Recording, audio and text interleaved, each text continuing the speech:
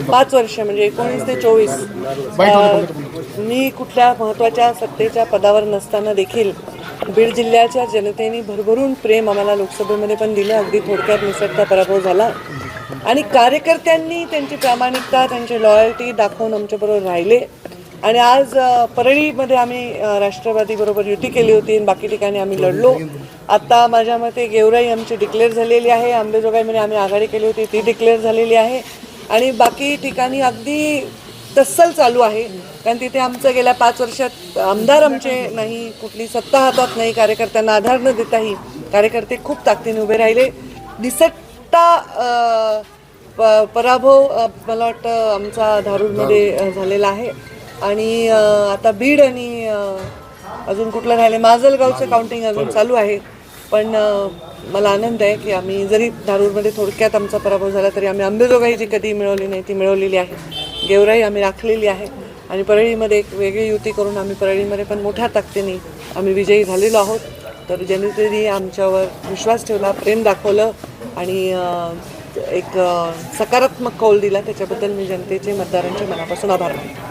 बीडमध्ये पण मी आता जय पराभव थोडक्यात झाला तरी पण आम्ही तिथे म्हणजे लोकल शक्ती असताना देखील आणि आमच्याकडे आता समजा आता मी जिल्ह्याची पालकमंत्री जालन्याची आहे तर जिल्ह्यामध्ये असं कुठल्याही गोष्टीवर मी प्रभाव नव्हते टाकू शकत किंवा मी फंड देऊ शकत नव्हते. माझ्या कार्यकर्त्याला मी एक पत्र नाही देऊ शकले, 5 लाखाचा फंड नाही देऊ शकले गेल्या 10 वर्षामध्ये.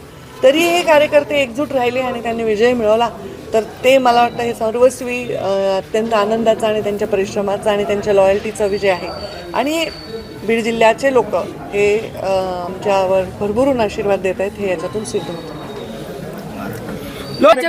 भाजप देशात 1 नंबरचा पक्ष आहे, राज्यात 1 नंबरचा पक्ष आहे आणि भाजप 1 नंबरचाच पक्ष राहील.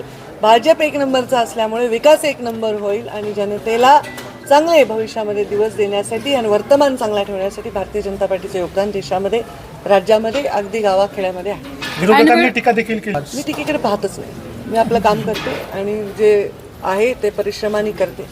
विजय सुद्धा तेवढ्याच नम्रतेने स्वीकारते, पराभव सुद्धा तेवढ्याच म्हणजे धैर्याने स्वीकारते. असा माझा आतापर्यंतचा प्रवास राहिलेला आहे. ऐनवेळी आपण बीड चांगलं झालं. मी तेच म्हणते की आम्ही जिथे 5-10 हजार मतं घेऊ शकत होतो आज तिथे आम्ही 8,500-9 हजारांनी लीडवर आहोत. आणि मी तेच सांगते की सत्ता केंद्र कुठलंही भारतीय जनता पार्टीकडे नसताना आता मी मंत्री आत्ता वर्षापूर्वी झाले पण मी माझ्या जिल्ह्याची पालकमंत्री देखील नाही झाले तरी या जिल्ह्यामध्ये आम्ही आमच्या कार्यकर्त्यांना काहीच ताकद देऊ शकत नसताना भाजपच्या मतदारांचं मी मनापासून आभार मानते. त्याही ठिकाणी कडक आमची चालली आहे फाईट. बघू आता काय निकाल. परळीकडे लक्ष असतं राज्याचं बीडमध्ये काय चाललंय, बीडमध्ये काय चाललंय. तर ठीक आहे, हरकत नाही. बीड हा राज्याचं राजकीय केंद्रस्थानी जिल्हा आहे. फक्त आता या बीड जिल्ह्याच्या विकासाकडे सगळ्यांनी लक्ष द्यावं, बीड जिल्ह्याच्या भल्याकडे लक्ष द्यावं. बीड जिल्ह्याच्या मातीतून काम करणारे बीड जिल्ह्यावर प्रेम करू शकतात, बीड जिल्ह्याचा विकास करू शकतात. आणि प्रमुख नेतृत्व आता देशाची मोठी पार्टी भाजप आहे त्यामध्ये प्रमुख कोर कमिटीमधली मी आहे आणि एक प्रमुख नेतृत्व म्हणून जिल्ह्याचा विकास करणं हे माझं दायित्व आहे आणि त्यासाठी मी पूर्णपणे विकासाला समर्पित काम करत राहीन.